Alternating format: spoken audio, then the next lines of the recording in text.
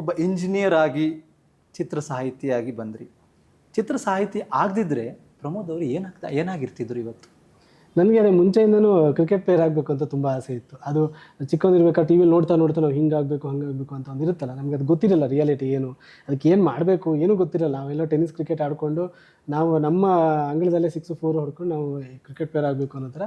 ಅದು ಕ್ರಮೇಣ ನಾವು ಬೆಳೀತಾ ಹೋದಾಗ ಗೊತ್ತಾಯ್ತು ನಮಗೆ, ನಾವು ಅಕಾಡೆಮಿಕಲ್ ಸೀರಿಯಸ್ ಆದ್ವಿ, ಇದು ಆಗಲ್ಲ, ಇದಕ್ಕೆ ಏನೋ ಇನ್ನೊಂದು ಬೇರೆ ಥರದ ತರಬೇತಿ ಬೇಕು. 3-4 ಏಜ್ಗೆ ಅದಕ್ಕೆ ಕಿಟ್ ಹಿಡ್ಕೊಂಡು ಟ್ರೈನ್ ಅಪ್ ಮಾಡಬೇಕು, ಲೆದರ್ ಬಾಲ್ ಪ್ರಾಕ್ಟೀಸ್ ಮಾಡಬೇಕು, ಇದೆಲ್ಲ. ಸೊ ಬಹುಶಃ ನಾನು ಇದಾಗಿಲ್ಲ ಅಂದರೆ ನಾನು ಅದಾಗ್ತಿದ್ದೇನೋ. ನಿಮ್ಮ ಕ್ರಿಕೆಟ್ ಅಭಿಮಾನದ ಬಗ್ಗೆ ನಾನು ತುಂಬ ಕೇಳಿದ್ದೆ, ನಿಮ್ಮ ಬರವಣಿಗೆಗಳನ್ನ ಓದಿದ್ದೆ. ಪ್ರಮೋದಣ್ಣ, ಆ ಬಾಲ್ಯದಲ್ಲಿ ಲೈಕ್ ನೀವು ಕುಂದಾಪುರ ಆಸುಪಾಸಲ್ಲಿರುವಾಗ ಎಷ್ಟು ಕ್ರಿಕೆಟ್ ಬಗ್ಗೆ ನಿಮಗೆ ಹುಚ್ಚಿತ್ತು ಅಂತ?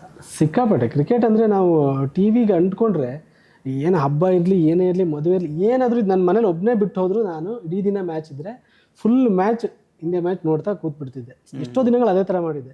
ನಾನು ಸಾಗರದಲ್ಲಿ ನಮ್ಮ ಮನೇಲಿ ಟಿ ವಿ ಇರಲಿಲ್ಲ. ಸೊ ನಾನೇನು ಮಾಡ್ತಿದ್ದೆ, ನಮ್ಮ ಪಕ್ಕದ ಮನೆಗೆ ಹೋಗಿ ರಾತ್ರಿ ಮ್ಯಾಚ್ ಇದ್ದರೆ ಅವ್ರ ಮನೇಲೇ ಮಲಗೋದು, ರಾತ್ರಿ ಬರೋದಕ್ಕೆ ಕಷ್ಟ ಆಗುತ್ತೆ ಅಂತ ಅವ್ರ ಮನೇಲೇ ಮಲಗಿಬಿಡ್ತಿದ್ದೆ. ಇಷ್ಟು ಕ್ರಿಕೆಟ್ ಹುಚ್ಚು ನನಗೆ. ಕ್ರಿಕೆಟ್ ಆಡೋದಾಗಿರ್ಬೋದು, ಕ್ರಿಕೆಟ್ ನೋಡೋದಾಗಿರ್ಬೋದು. ಸೊ ಇವತ್ತಿಗೂ ಕ್ರಿಕೆಟ್ ಅಂದರೆ ಆವಾಗೆಲ್ಲ ನಾವು ಬರೀ ಕ್ರಿಕೆಟನ್ನು ಎಂಜಾಯ್ ಮಾಡ್ಕೊಂಡು ಇದು ಮಾಡ್ತಿದ್ವಿ. ಇವಾಗ ಕ್ರಿಕೆಟ್ ಆಡೋದು ಒಂದು ದೈಹಿಕವಾಗಿ ನಮ್ಗೆ ಎಷ್ಟು ಒಂದು ಅಡ್ವಾಂಟೇಜ್ ಇದೆ ಅನ್ನೋದ್ರ ಜೊತೆಗೆ ಮಾನಸಿಕವಾಗಿ ಕೂಡ ಇಷ್ಟು ಒತ್ತಡದಲ್ಲಿ ಇರ್ತೀವಿ ನಾವು. ಅದನ್ನು ಕಡಿಮೆ ಮಾಡೋದಕ್ಕೆ ಅದು ಎಲ್ಲದಕ್ಕಿಂತ ಮೀರಿ ಒಂದಿಷ್ಟು ಜೀವನ ಪಾಠಗಳನ್ನು ಹೇಳ್ಕೊಡ್ತಾ ಇದೆ ಕ್ರಿಕೆಟ್ ನನಗೆ. ಅಂದರೆ ಸೋತಾಗ ಹೇಗೆ ಎದ್ದು ಬರೋದು ಅಂತ ಆಗಿರ್ಬೋದು, ಒಂದಿಷ್ಟು ಸಿಚುವೇಶನ್ಗಳನ್ನು ಹೇಗೆ ಹ್ಯಾಂಡಲ್ ಮಾಡೋದು. ಈಗ ನಾವೆಲ್ಲೋ ಒಂದು ಫ್ರ್ಯಾಕ್ಷನ್ ಆಫ್ ಸೆಕೆಂಡಲ್ಲಿ ಒಂದು ಡಿಸೈಡ್ ಮಾಡ್ತೀವಿ, ಈ ಬಾಲ್ಗೆ ಈ ಥರ ಶಾಟ್ ಹೊಡಿಬೇಕು ಅಂತ. ಆಮೇಲೆ ನಾವು ಅದು ಔಟ್ ಆದಾಗ ನಾವು ಅದಕ್ಕೆ ಪಶ್ಚಾತ್ತಾಪ ಪಡ್ತೀವಿ, ಇದನ್ನು ಇದು ಮಾಡಬಾರ್ದಿತ್ತು ಅಂತ. ಸೊ ಲೈಫಲ್ಲಿ ಟು ಬಿ ಫ್ರ್ಯಾಂಕ್ ಅದಕ್ಕಿಂತ ಸ್ವಲ್ಪ ಜಾಸ್ತಿನೇ ಟೈಮ್ ಸಿಗುತ್ತೆ ನಮಗೆ ಕೆಲವೊಂದು ಡಿಸಿಷನ್ಗಳನ್ನು ತೊಗೊಳೋದಕ್ಕೆ. ಸೊ ಅದೆಲ್ಲದೂ ಕ್ರಿಕೆಟ್ ಇದೆಯಲ್ಲ, ನಮಗೆ ಎಲ್ಲ ಏನೇ ಡಿಸಿಷನ್ ತೊಗೊಳ್ಳೋವಂಥ ಸಂದರ್ಭ ಬಂದರೂ ಕೂಡ ಒಂದು ಸ್ಥಿರವಾಗಿ ಮೆಚ್ಯೂರ್ಡ್ ಆಗಿ ಸ್ಮಾರ್ಟಾಗಿ ಯೋಚನೆ ಮಾಡುವಂಥ ಒಂದು ಇದನ್ನು ನಮಗೆ ಗೊತ್ತಿಲ್ಲದಂಗೆ ನಮ್ಮಲ್ಲಿ ಡೆವಲಪ್ ಮಾಡ್ತಾರೆ. ಕ್ರಿಕೆಟ್ ಒಂದು ಪಾಠ ಅಂತ. ನಿಜವಾಗ್ಲೂ. ಎಸ್ ಪ್ರಮೋದಣ್ಣ, ಕ್ರಿಕೆಟ್ ಬಗ್ಗೆ ಮಾತಾಡ್ತಾ ಇದ್ರಿ. ಆ್ಯಂಡ್ ನೀವು ಚಿತ್ರ ಸಾಹಿತಿ ಆದಮೇಲೂ ಕೂಡ ತುಂಬ ಸೆಲೆಬ್ರಿಟಿ ಲೀಗ್ಸ್ಗಳನ್ನು ತುಂಬ ಕಡೆ ಆಡುವಂಥ ಅವಕಾಶ ಸಿಕ್ತು. ಆ್ಯಂಡ್ ಒಂದಿಷ್ಟು ಜನರ ಪರಿಚಯನು ಕಾಂಟ್ಯಾಕ್ಟ್ಗಳು ಎಲ್ಲ ಆಯಿತು. ಅದರ ಮಧ್ಯೆ ನೀವು ನಮ್ಮ ಕರ್ನಾಟಕದ ಒಂದು ಹೆಮ್ಮೆಯ ತಂಡ ರಾಯಲ್ ಚಾಲೆಂಜರ್ಸ್ ಬೆಂಗಳೂರು RCBಯ ಅಪ್ಪಟ ಅಭಿಮಾನಿ. One word about RCB. RCB ಅಂದರೆ ಅದು ಏನು ಹೇಳೋದು, RCB ಅಂದರೆ ಒಂದು ಆಪ್ತತೆ. ಅದು ಕ್ರೀಡೆ ಅನ್ನೋದಕ್ಕಿಂತಲೂ ಒಂದು ಆಪ್ತತೆ. ಸೋಲ್ಲಿ ಗೆಲ್ಲಲಿ ಅದು ನಮ್ಮದು, ಅದು ನಮ್ಮ ಮನೆ ಮಕ್ಕಳು ಯಾರೋ ಈ ಒಂದು ಸ್ಪೋರ್ಟ್ಸಲ್ಲಿ ಸೋಲ್ಲಿ ಗೆಲ್ಲಿ ಅದು ನಮ್ಮ ಮಗುನೇ. ಅದು ಆ ಥರ ಒಂದಿದೆ ಅಷ್ಟೇ. ನಮಗೆ ಸೋತಾಗ ಎಷ್ಟು ಪ್ರೀತಿ ಇತ್ತು ಅಷ್ಟೇ ಗೆದ್ದಾಗಲೂ ಅಷ್ಟೇ ಪ್ರೀತಿ ಇದೆ. ಅಂದರೆ ನಾನಿವಾಗ ನೋಡ್ತಿರ್ತೀನಲ್ಲ, ಚಿಕ್ಕ ಮಕ್ಕಳೆಲ್ಲ ಇಲ್ಲಿ RCB ಜರ್ಸಿ ಹಾಕ್ಕೊಂಡು ಓಡ್ತಿರ್ತಾರೆ. ಅಂದರೆ ನಾವು ಅನ್ಕೋಬೋದು ಏನದು ಆ ಮಕ್ಕಳೆಲ್ಲ ಇಷ್ಟು ಹುಚ್ಚರ ಥರ ಆಡ್ತಿದ್ದಾರೆ RCB ಅಂತ. ಈಗಿನ ಜನ್ರೇಷನಲ್ಲಿ ನನ್ನ ನೋಡಿದ ಪ್ರಕಾರ ಎಮೋಷನ್ಸೇ ಕಡಿಮೆ ಅವ್ರಿಗೆ. ಬರೀ ಡಿಜಿಟಲ್ ಆಗಿರ್ಬೋದು, ಏನೋ ಆಚೆ ತಿರುಗೋದು, ಫುಡ್ ತಿನ್ನೋದು, ಪಿಜ್ಜಾ ಬರ್ಗರ್ ಆ ಥರ ವಿಚಾರಗಳ ಜೊತೆಗೆ ಅವ್ರ ಎಮೋಷನ್ಗಳನ್ನು ಜಾಯಿಂಟ್ ಮಾಡ್ಕೊಂಡ್ಬಿಟ್ಟಿದ್ದಾರೆ. ಈಗ ಒಬ್ಬ ಪಿಜ್ಜಾ ತಂದರೆ ಅಪ್ಪನ ಜಾಸ್ತಿ ಮಾತಾಡಿಸ್ತಾರೆ, ಅಪ್ಪನ ಇದು ಮಾಡೋದು, ಅಮ್ಮ ಬೈದ್ರು ಅಂದ್ಕೊಳ್ಳಿ ಅಮ್ಮನಿಂದ ದೂರ ಹೋಗೋದು, ಅಮ್ಮ ಏನೋ ಚೆನ್ನಾಗಿ ತಿಂಡಿ ಮಾಡಿಕೊಟ್ರು ಅಥವಾ ಫೋನ್ ನೋಡೋಕೆ ಬಿಟ್ಟರು ಅಂದಾಗ ಅಮ್ಮ ಇಷ್ಟ ಅನ್ಸೋದು. ಈ ರೀತಿಯ ಭಾವನೆಗಳು ಇರುವಂಥ ಒಂದು ಸಂದರ್ಭದಲ್ಲಿ ಯಾವುದೋ ಒಂದು ತಂಡವನ್ನು ಅಂದರೆ ವಿನಾಕಾರಣ ಅವ್ರಿಗೇನೋ ಅದು ಖುಷಿ ಕೊಡ್ತಿದೆ, ಆಟವಾಗಿ ಖುಷಿ ಕೊಡ್ತಿದೆ, ಬಟ್ ಸ್ಟಿಲ್ ಅದನ್ನು ಒಂದಷ್ಟು ಪ್ರೀತಿ ಮಾಡ್ತಾರೆ. ಒಬ್ಬ ವಿರಾಟ್ ಕೊಹ್ಲಿ ಅಂತ ಒಬ್ಬ ಆಟಗಾರನಷ್ಟು ಪ್ರೀತಿ ಮಾಡ್ತಾರೆ ಅಂದರೆ ಆ ಎಮೋಷನ್ಸ್ ಅವರಲ್ಲಿ ಡೆವಲಪ್ ಆಗ್ತಿದೆ ಅನ್ನೋದಷ್ಟೇ. ಬಹಳ ಅದ್ಭುತ.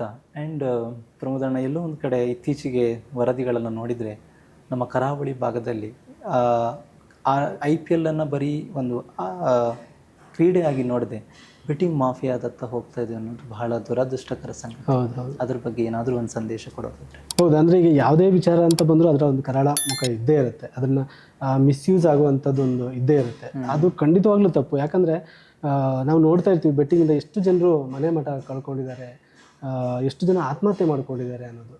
ಆ್ಯಂಡ್ ಎಲ್ಲದಕ್ಕಿಂತ ಹೆಚ್ಚಾಗಿ ಈಗ ಓಕೆ ಕಳ್ಕೊಂಡಿದ್ದಾರೆ ಅವ್ರದ್ದಾಯಿತು, ಯಾರಿಗೆ ಅದು ಬಂದಿದೆ ಅಲ್ವಾ, ಅದು ಎಷ್ಟು ದಿನ ಅವರಲ್ಲಿ ಉಳಿಯುತ್ತೆ. ಈಗ ನಮಗೆ ಗೊತ್ತು, ಕಷ್ಟಪಟ್ಟು ದುಡ್ದಿರೋ ದುಡ್ಡೇ ನಮ್ಮ ಕೈಯಲ್ಲಿ ಉಳಿಯಲ್ಲ.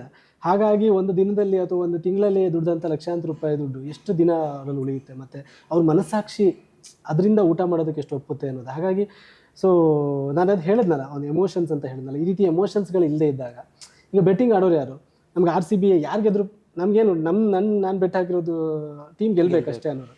ನಾನು ಅದನ್ನೇ ಹೇಳಿದೆ, ಮಕ್ಕಳಲ್ಲಿ ಒಂದು ಜೆನ್ಯೂನ್ ಎಮೋಷನ್ ಜನ್ರೇಟ್ ಆದಾಗ ಆ ಥರ ಮಕ್ಕಳಿಗೆ ಯಾರು RCB ಅಭಿಮಾನಿ ಅಥವಾ ಯಾವುದೋ ಒಂದು ತಂಡದ ಅಭಿಮಾನಿ ಇದ್ದಾನೆ, ಅವ್ನು ಬೆಟ್ಟಿಂಗ್ ಆಡೋಕ್ಕೆ ಇಷ್ಟಪಡಲ್ಲ. ಬಿಕಾಸ್ ಅವನಿಗೆ ನನ್ನ ತಂಡ ಗೆಲ್ಲಬೇಕಷ್ಟೇ ನನಗೆ. ಸೊ ಹಾಗಾಗಿ ಈ ರೀತಿಯ ವಿಚಾರಗಳು ಸಣ್ಣನಿಂದಲೇ ಎಮೋಷನ್ಸ್ ಆಗಿರ್ಬೋದು, ಒಳ್ಳೆತನಗಳು ಡೆವಲಪ್ ಆದರೆ ಈ ಥರದ್ದೆಲ್ಲ ಒಂಚೂರು ಇದಾಗ್ತಾ ಹೋಗುತ್ತೆ. ನಾವು ಹೇಗೆ ಯಾವ ವಾತಾವರಣದಲ್ಲಿ ಬೆಳಿತೀವಿ ಅದು ತುಂಬ ಮುಖ್ಯ ಆಗುತ್ತೆ. ನಾನು ಚಿಕ್ಕವನಿರ್ಬೇಕಾದ್ರೆ ನನ್ನ ಸುತ್ತಮುತ್ತ ಬೆಟ್ಟಿಂಗ್ ಆಡೋರು, ಇಸ್ಪೀಟ್ ಆಡೋರು ಇದ್ದರೆ ನಾನು ಅದೇ ಸರಿ ಅಂದ್ಕೊಂಡು ಅದನ್ನು ಇದು ಮಾಡೋದಕ್ಕೆ ಶುರು ಮಾಡ್ತೀನಿ. ಹಾಗಾಗಿ ಆ ರೀತಿಯ ಏನೊಂದು ತಪ್ಪುಗಳಿದೆ ಅದನ್ನು ನಾವು ಮಾಡಬಾರ್ದು, ಆ್ಯಕ್ಚುಲಿ ಮಾಡಬಾರ್ದು. ಅದು ನಾವು ತಪ್ಪು ಮಾಡೋದ್ರ ಜೊತೆಗೆ ನೆಕ್ಸ್ಟ್ ಜನ್ರೇಷನ್ಗೂ ಕೂಡ ಅದನ್ನು ಪಾಸ್ ಮಾಡ್ತಾ ಇರ್ತೀವಿ. ಅದು ತುಂಬ ದೊಡ್ಡ ತಪ್ಪು. ಕರೆಕ್ಟ್. ಬೆಟ್ಟಿಂಗ್ ಅನ್ನುವಂಥ ಅದರಿಂದ ಆಚೆ ಬನ್ನಿ ಅನ್ನುವಂಥ ಸಂದೇಶ. ಈಗ ಪ್ರಮೋದ್ ಮರವಂತೆಯವರ ಹಾಡುಗಳನ್ನು ನಾವು ಪರದೆ ಮೇಲೆ ನೋಡಿದ್ವಿ. ಈಗ ರಾಯಲ್ ಚಾಲೆಂಜರ್ಸ್ ಬೆಂಗಳೂರು ಅಂತ ಬಂದರೆ ಅವರ ಅಭಿಮಾನವನ್ನು ಆವಾಗಲೇ ನಿಮ್ಮ ಜೊತೆ ಹಂಚಿಕೊಂಡ್ರು. 1-2 ನಿಮಿಷ ತಗೊಂಡು RCBಯ ಕುರಿತಾಗಿ 4 ಸಾಲುಗಳು ನಮಗೋಸ್ಕರ ಬರೀಬೇಕು. ಪೆನ್ನು ಮತ್ತು ಪುಸ್ತಕ ನಿಮಗಾಗಿ ಕಾಯ್ತಾ ಇದೆ. ಸೊ ದೋಚಿದ್ದನ್ನು ಚೋಚಿದ್ದನ್ನು ನೀವಿಲ್ಲಿ ಗೀಚಬೇಕು.